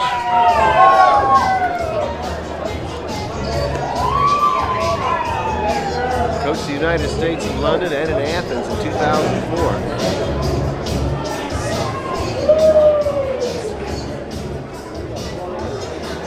And when you're traveling as much as they did, like I mentioned all the countries I went to, I left one out in Italy, it's hard to work with your fighters. It's hard to find time to get them in the ring, to learn from a guy like Bashir. So they've had a rough go. Now, there is one hope. There is one hope as we begin the 4th round here that this World Series of Boxing will help the United States in international competition. Just get them better prepared, because in the last few years things have kind of fallen off the cliff for the United States. It's a whole new world, you know, when you're fighting and developing fighters and they have a chance to come into this competition. I think Rushy Warren, I saw him fight 8 fights, and he felt like he would have never advanced. I want to see how he develops as a pro, the great fighter out of Cincinnati, the bantamweight that was in here last year. But he doesn't feel like he could have developed, Rich. He was in against top international competition every month. And for those of you wondering why I would say that, and why Alan and I are speaking in this fashion, is the fact that with the World Series of Boxing, what is happening here is that these fighters, even though these are pro fights, keep their Olympic Games eligibility. And in 2016, by the way, there will be no more headgear in the Olympic Games, where fighters will not be wearing those vests anymore. Well, the man who was the visionary for this is Dr. Chin Kuo Wu out of China, who is a huge boxing fan. I've spent a lot of time with him, and he just believes that slowly but surely these changes have to be made on the international scale because of the, as you saw in the Olympics, people just, they're not attracted to the competition anymore. The scoring system, people don't like it. And he sees this as a venue to bring this sport back to the forefront, as Clarence Joseph is putting on a clinic here, pushing his fighter back, working downstairs, right hand over the top. He's got Hartel going backwards. I'll tell you one thing, if Clarence wins this fight, he's going to win it with body punching. He's looking a lot. You know who'd be proud tonight? A guy who lives down in Las Vegas, a recent announced member of the Nevada Boxing Hall of Fame, Mike McCallum, the body snatcher, who was the epitome of body punching. And what I hope he gets an opportunity to see this, because Mike would be smiling at what he would be getting from Clarence Joseph here tonight. Nice right hand snuck in there. Left, right there, going to the body once again. And that's one thing that no matter who's been working with me on these fights for 3 years, this is the first fighter, Rich, and you picked it up very clearly. He just ate one right there, did Joseph, but he's the first fighter that's really used that effective body punching to really slow down this German fighter tonight. He's used it more than any fighter I've seen in 3 years. Now he's got to be careful though, because he's in against a dangerous German national champion, and he has been caught a couple of times, but Joseph's still going forward here in round number 4. What happens, of course, you get some of that success, you get a little bit reckless. And he got caught. He got caught right there too. And maybe he's getting a little winded, but he's pressing the go button still. He fought 3 minutes of this round, no doubt about it. Absolutely. Another shot right to the right side of the ribs for Hartel. Crowd's liking it. I didn't know you had so many people from St. Croix in Reno. Oh yeah, it's known as St. Croix West. A little northwest. Now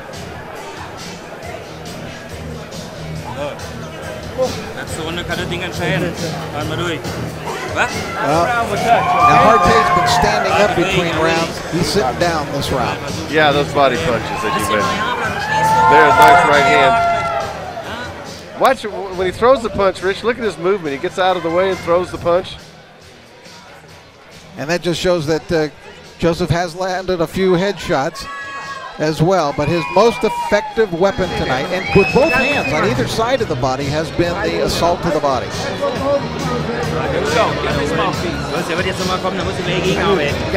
can't believe we're going to the 5th round already. I just enjoy watching the action so much. We go to the 5th round and final round, and another very fast-paced fight.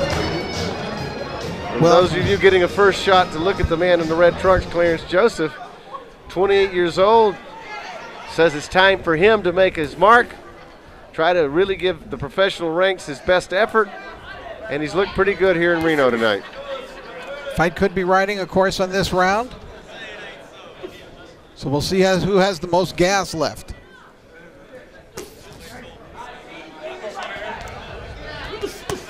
Well, you can see Hartel is feeling like he's going to have to do something. I think his corners told him he's got to step it up a little bit, but he just doesn't have the combination that we've seen for Clarence Joseph tonight. I mean, he's a tough kid. He's got a great resume. But styles make fights, and he ran up against a guy that's got a lot to offer, especially with those body punches from Clarence Joseph tonight. Now in this round, Hartel's actually been putting Joseph going backwards. He's trying to press it, yeah. But he's not busy with his hands.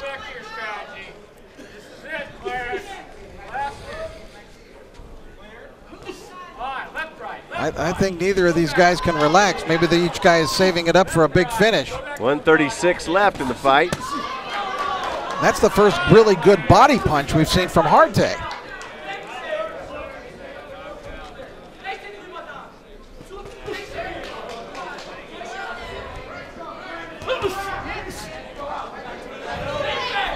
Question is Clarence Joseph used up all of his gas? Those last 2 punches, he kind of pushed him out there. Yeah, he looks a little winded. Remember that the Rich Barada pointed out we're at altitude here too. Up near, head up the hill, you're at Lake Tahoe. Great fight fans here in Reno, Nevada. Good body punch downstairs, upstairs. That was nice.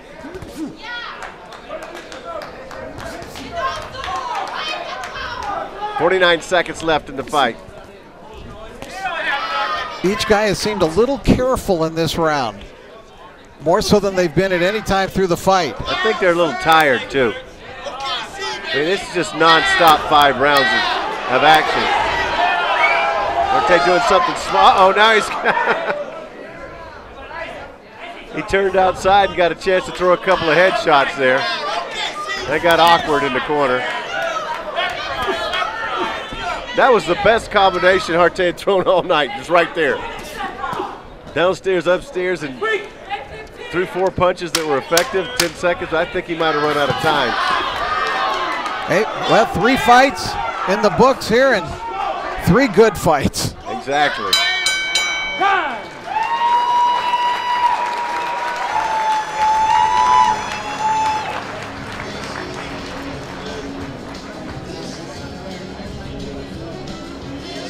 Yeah, the story, I think, in this one was the body shots, Rich. Well, that's what I felt, you know, and I thought Clarence really did a good job, but in that 5th round, Hartel began to show some body punching as well. You saw him rip off that left hook to the body. And here it comes again. Left hook from long range by Hartel. Who won this one? I thought that Hartel may have taken that last round. Yeah, he finally let his hands go a little bit there at the end, like his corner was trying to let him do, and press it forward. I'm really impressed with this young man from St. Croix in this evening. As we take you back through. Well, this was my first chance as Hartel came into the ring. As you can see, he was relaxed. Clarence Joseph getting a chance to fight at home. Smile on his face and said, let's go to battle. And they did. And Joseph began to impress us immediately. The first round had a terrific final minute. Question being, was that enough? I thought it was to win that first round. Then as the fight unfolded, two terrific fighters giving us excellent exchanges between the two. Neither guy really was letting up. Joseph, I thought, landed the much harder punches with those body shots, although Hartel in the last round, and again, you see that left hook to the body, began to throw a body attack himself. There he is out. I was just trying to put it together. He does train in the mile-high city of Denver, too, so this wasn't probably as much of a factor. Oh, yeah, he's coming down 1,000 feet. He's coming down 1,000 feet to fight here in Reno. A lot of fighters like to go up to the mountains around Denver and train. A guy named Stevie Johnston comes to mind, back in the Rich and I's day. Some of the fighters we've seen come down to Pike.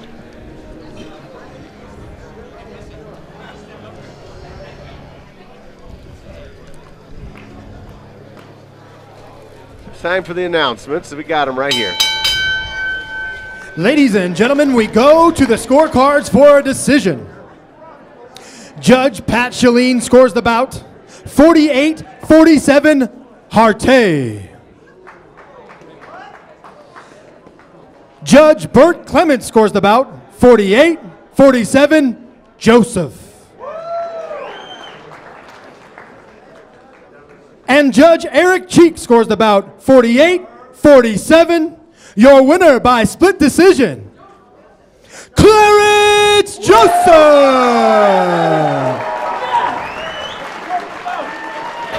That was too close for comfort for, for Clarence Joseph. I thought he won the first 3 rounds. He might have lost the last 2. I guess if I looked at the judges' cards, that may have been win. But that's you can see the reaction there. I thought he lost that last round too, but I think the decision to go to Joseph is a good decision. I think you'd have to categorize that as an upset here tonight. And Joseph not only delivers a victory for himself, for the team, but a victory for the team overall tonight. Exactly, and that's what they've been waiting for 3 long months now. And I can see the coach over there, Bashir Abdullah, he's happy. His team has got to going to walk out of Reno with a win, and they'll be coming back again in a couple of weeks against a tough Italian team. That would be the one that really put a bow on their season if they could close out and beat the Italian team. So we go to the final fight of the evening. Great showing there by the man from St. Croix, Clarence Joseph, with a split decision victory. Remember, too, that Germany won their previous battle earlier this season, 5 matches to none.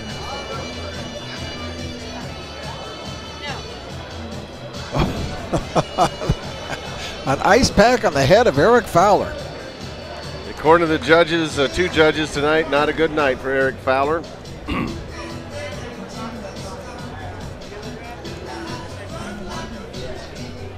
Now, Kennedy Contende would have been the next fight. I wanted to see him again. I've seen him fight 5 or 6 times. Always puts on a great show, but unfortunately, Kevin Kunsel could not make it, so we're going to go right to the heavyweights. Philip Gruner of German descent, a big boy fight, taking on Paul Coon out of Philadelphia here at the El Dorado Hotel and Casino in Reno. I'm Alan Massengale, working alongside with Rich Murata tonight. We dragged him out of his living room down the road to come work with me. for the 200th time, I think. It was a much shorter drive than I'm accustomed to. Okay, we have I believe we're going to have an announcement officially now for the walkover. Let's go. Ladies and gentlemen, our fourth bout of the evening has unfortunately been scrapped, so we're going to invite Kennedy Katende to the ring at this time. Kennedy, to the ring, please. Now, Kennedy actually was here yesterday Oh, on time, in time for the weigh-in. He did weigh in officially, and now he will step into the ring. In other words, he is ready to fight. His opponent is not showing at this very moment, so he is getting the win by walkover. Announced who's the winner. Oh, he was ready to go. He's always ready to go. He's the loosest, great personality. And he started boxing at age 8 when his mother died. His father lives in London. He lives in Sweden, but we'll see him in a couple of weeks, I'm sure. Okay, let's get you set now for more action. Ladies and gentlemen, Kennedy's opponent was unable to make it. Thus, your winner by walkover, Kennedy Katende.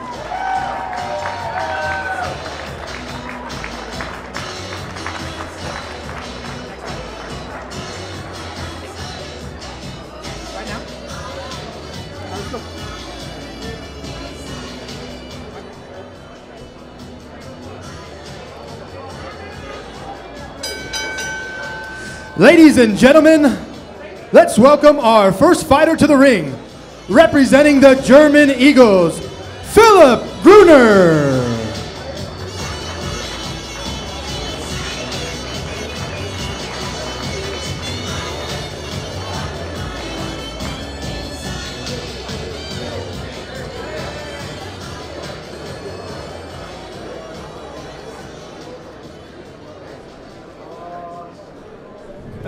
Philip took a detour behind us over here, Rich.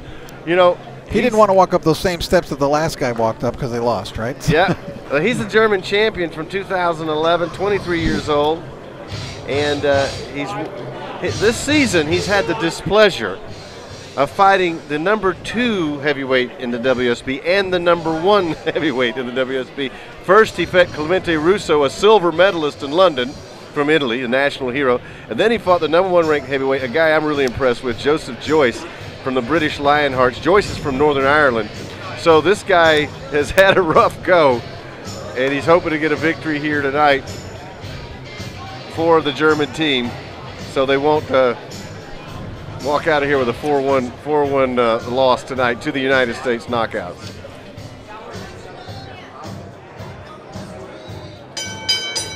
And now, let's welcome his opponent from your USA Knockouts, Paul the Machine Coon.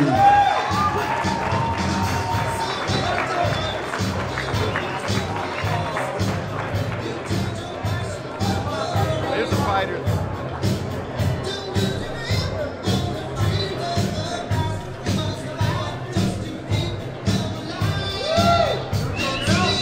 Here's Paul Coon. He's all business most of the time. He called him the Machine out of Philadelphia, a 3-time Gold Glove champion in Pennsylvania. At one time, they considered him the number 1 ranked heavyweight amateur in the United States.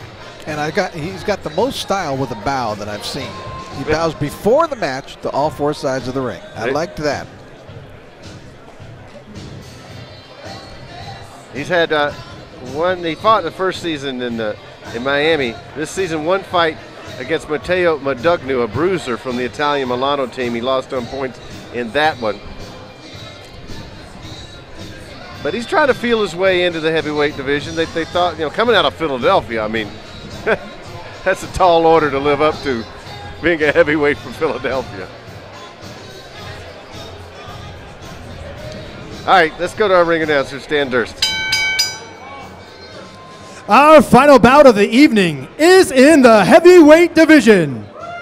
Introducing first, out of the blue corner, wearing the black trunks, he weighed in at 211 pounds. With a record of 1 win against 5 losses, from Germany, Philip Gruner.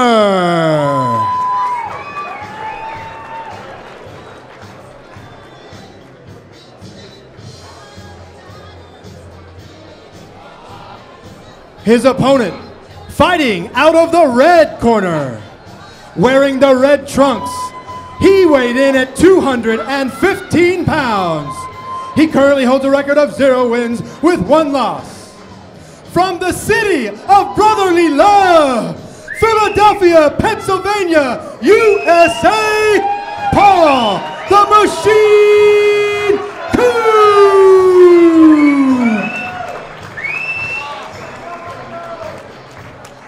Your judges for this bout are Bert Clemens, Herb Santos, and Eric Cheek. The third man in the ring for this bout is Vic Draculich.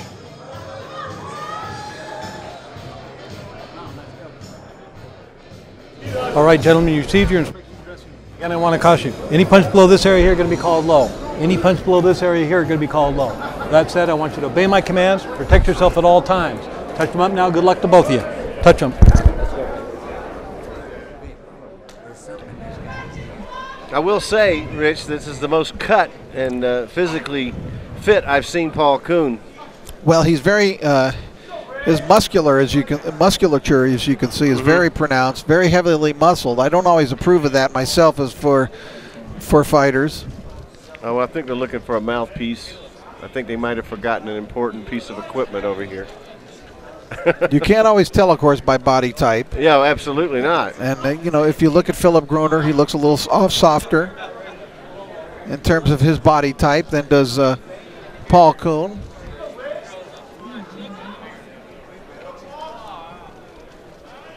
But usually, the most heavily muscled fighters are not your biggest punchers, with the exception of Mike Tyson. But they're not your biggest punchers usually. A lot of times it's those skinny guys that have the biggest punch. Tommy Hearns was pretty skinny. That's I don't know what's going on with his ear. Something's that is very weird. Did they put an earpiece in there? I didn't. Perhaps he wants to hear your outstanding commentary during the fight, Alan. Well, he may or may not want to. Depends on how it goes. We're in the heavyweight division. Paul Coon from Philadelphia in the red trunks. Philip Gruner from Germany in the black trunks. Coon comes out throwing a jab, throws a right hand over the left glove of Gruner. You notice the ring gets very small as we move up in the weight divisions. Like I said, Paul Coon's a guy that everybody just thought he was going to come out and set the world on fire, and he's now looking for the best competition he can get, and he's in against a former German champion.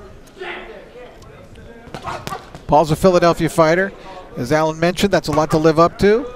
I asked him who his favorite fighters were. I expected to hear Bernard Hopkins, Joe Frazier. Yeah. Instead, he surprised me with Evander Holyfield and Pernell Whitaker. And Paul does not fight like Sweet Pea. No. He's also a chess player, and he mentioned one of his favorite athletes was Bobby Fischer. I'm not making it up. Standing in the center of the ring right now. I got the feeling Gruner can take a lot of heat. Yeah, he's a durable fighter. Yep. He's not a mobile fighter.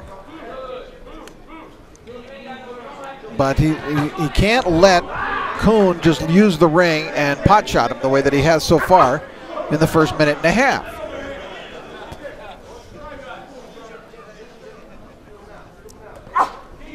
Yeah, Coon trying to whistle that right hand in there, measuring with that left a little bit. Gruner popping the jab out there a little bit. Oh, he worked his way in there pretty nicely there. Two heavyweights throwing right in the center of the ring, right in front of each other. Gruner just is not throwing much. He's going to need to start unloading a little bit. Yeah, he's getting pot shotted, as you said. Picked apart, in other words. Nice left right there that got in from the German fighter. Inside a minute left, round number 1. We're scheduled for 5.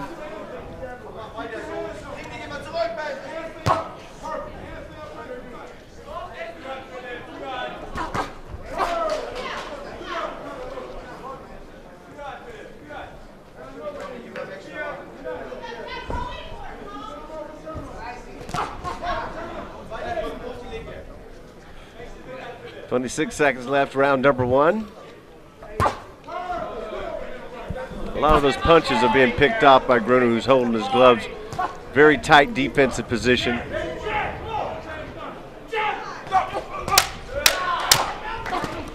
Gruner starting to find the range a little bit. Yeah, he's trying to get in there and work his way in.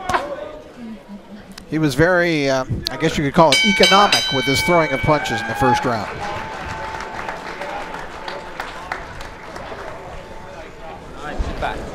Good job. Now listen to me. Trust me. Trust me what I'm ready to say to you.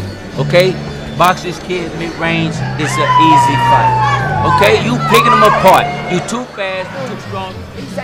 Only time he got a chance to make it look exciting is when you decide. Viacheslav, he's trying to come out of that defensive posture, throw the jab, cover back up, and show some head movement.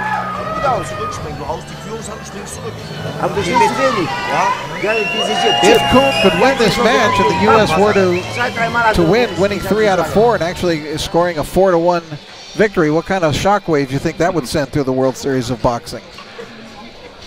Well, seeing as how they'd only won 3 matches all year, they'd win more in one night than they won all year. There you see Coon, he was landing long left jabs. Gruner started to pick it up near the end of the round, landed a good jab of his own. Let's see if Gruner can get a more head movement and work his way in and throw some punches like his coach was telling him. Coon doing a good job popping that jab out there, staying out of harm's way. He might have to bring something behind it against this load he's in against. Gruner's in good shape too, you can tell. This team works hard, like I said, under the auspices of the German Boxing Federation. It's quite an honor to be a part of this team in association with the federation. Coon jabbing more in this fight than in previous fights, and I like what he's doing here. He's using that jab more because usually a lot of times he stands on the outside and then comes in winging. He turns to southpaw here, which is interesting tactics. I don't think he needs it. I don't see why he would change anything up at this point. Yeah, but usually from long range what he does is he wings with the hook and with the right hand from the outside, but he has done a good job of jabbing here tonight. When I talk to most trainers about switching from southpaw to orthodox, most of them will tell me, you know, they don't really mind it, but if they can do it, let them do it. You know, they don't teach it, but if they have the ability to do it and be effective, why not?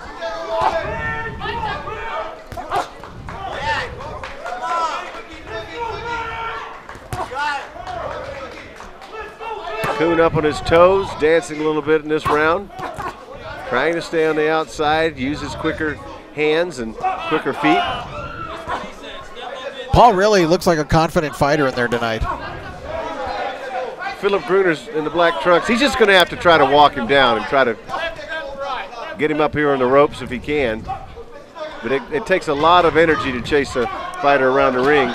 Yeah, that's where he wanted. Yeah, exactly right. I was going to say the same thing. That's exactly where he wanted him, Alan. Yep, right there. Kind of threw him into that corner. That's what he's trying to do. Get him up against the ropes, corner him, cut down on the movement, cut off the ring, use your footwork. Paul Coon let out a yell.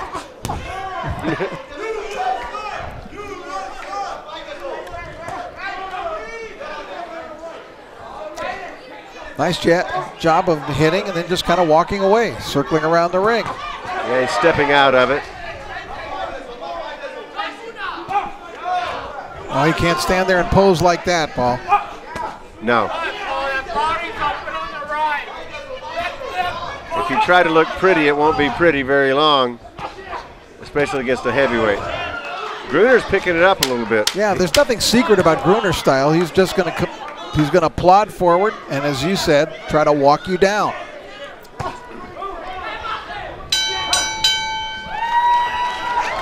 That's a pretty good round for Gruner there.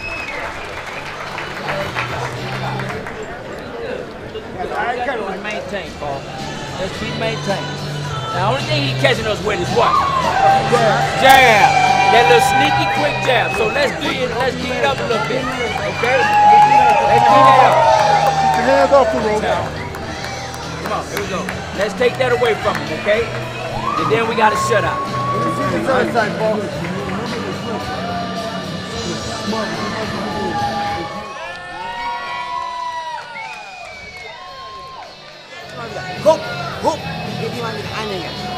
little bit more of a sense of urgency. Vamos, weiter.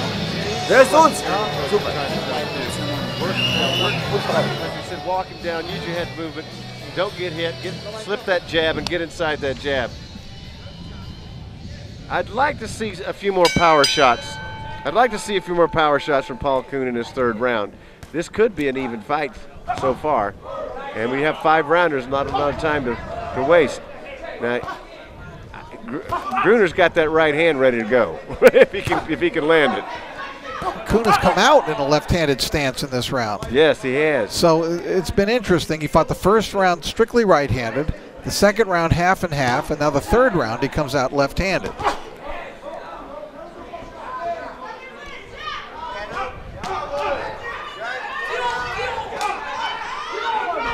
Yeah, Gruner's shoving him away right there to get out of the clinch. He's strong. Gruner's strong. Oh, he's in good shape.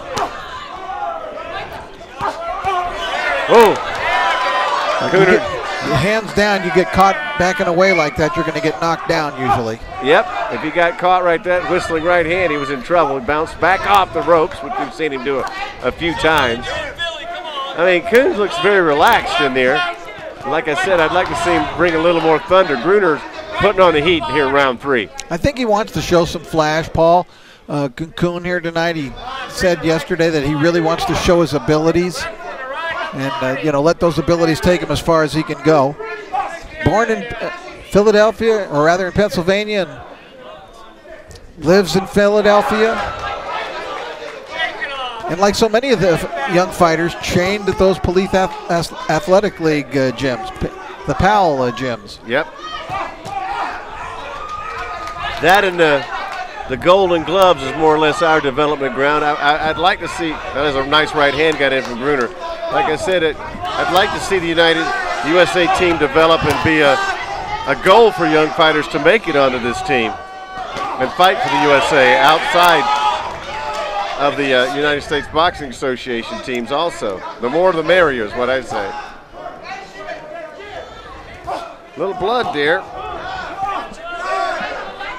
on both fighters.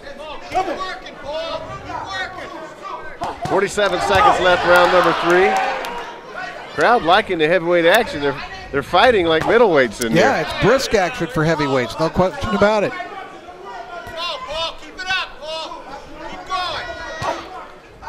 One thing about Coon, when he gets aggressive a lot of times, he will leave himself open. Yeah, holding that left hand a little bit low. And I've known fighters, that will hold that hand down, a la Roy Jones, those type of fighters, to lure somebody in so they can crack them. Now he's shifting back to the southpaw stance as the seconds wound down in round number 3. Blood. The blood is from the nose. There's a right hand that got in the nose of Paul Coon. There you go. I thought he got cracked in there, a pretty good right hand that bloodied that nose.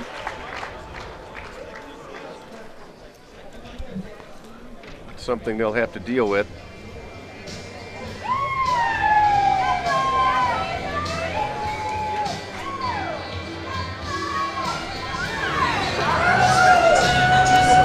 Water.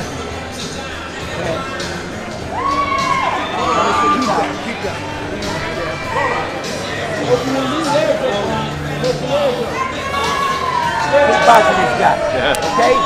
All right, we need 2 more Gruner rounds. Don't stepped slow it up, down, Rich. okay? You hear me? Yes, although I thought overall Coon won the 3rd round, I thought. Right there was a dangerous spot to leave himself in. That was bad. That was just a very reckless move by Coon.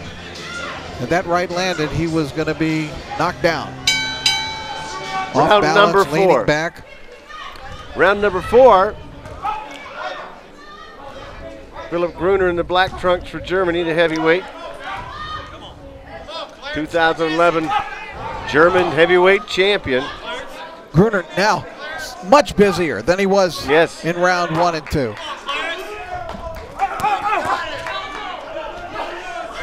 Oh, we got him going now. Nice right hand in there from Paul Coon.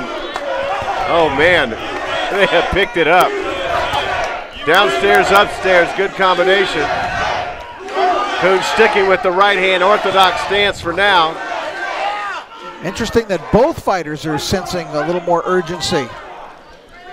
Big Dracula's your referee, warning about the elbows. They're going to be throwing elbows and knees and everything else if they keep up this pace.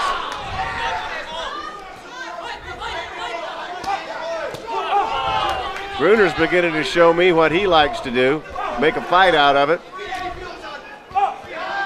Gruner just looks looser in this round than he has been in the fight.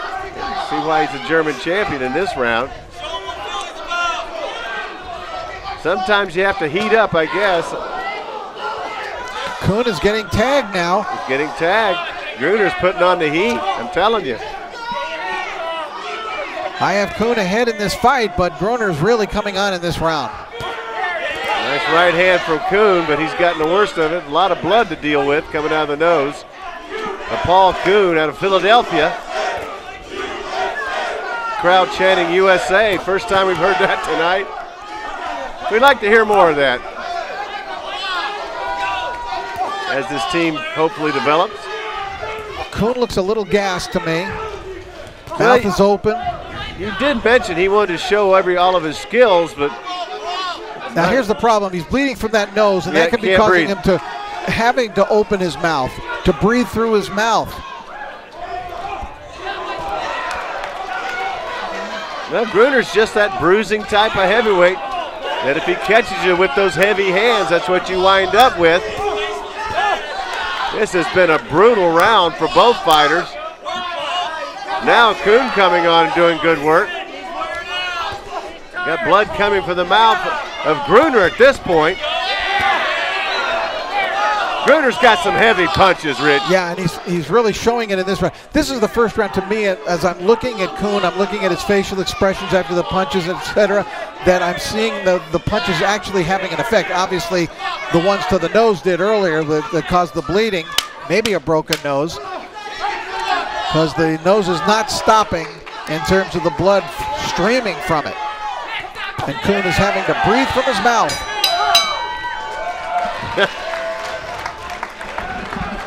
Very nice heavyweight action, especially that fourth round. I got a feeling this thing's dead even. But what do I know? Yeah, he really struggled after that nose was bloodied and perhaps fractured.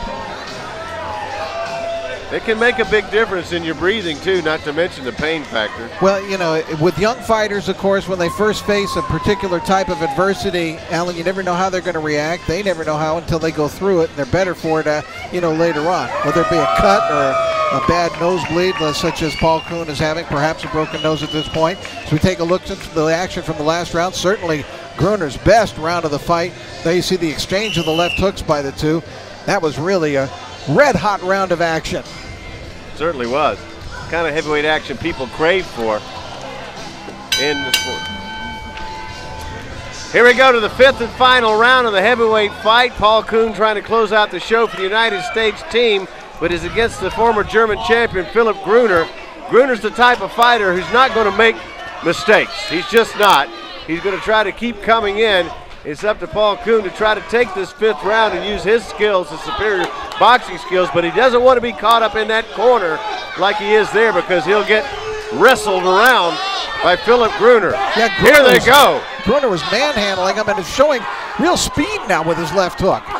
Where was that in the first couple of rounds? No, he's showed a lot more. I didn't think he was this fast, but he is fast. He's trying to land that left hook. Final round of the evening, and these heavyweights have not disappointed. I think it's all depending on this final 2 minutes.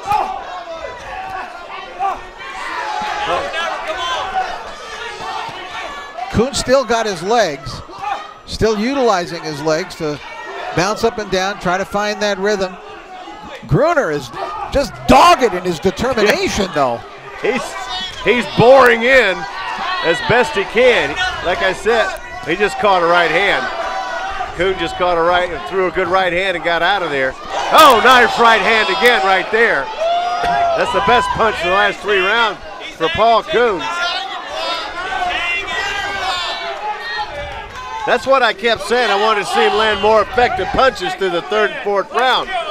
He can use his boxing skills, but yet if he can land those accurate punches, that was a big roundhouse that didn't connect from Gruner. They're going to go all the way in the final minute of this one. Big punch didn't miss right there.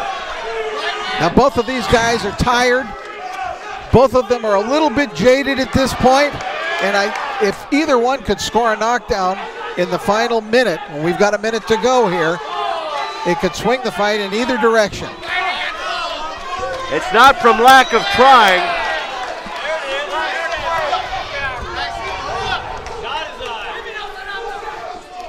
Blood on the mat, blood on both fighters. Two heavyweights who have gone. There's Gruner boring in, putting Coon on the ropes.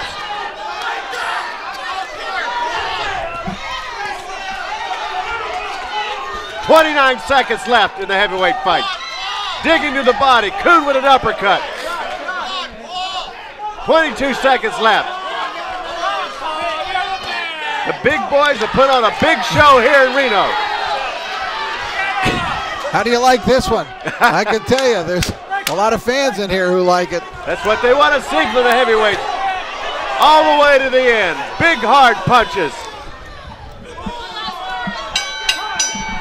Good fight. Great fight.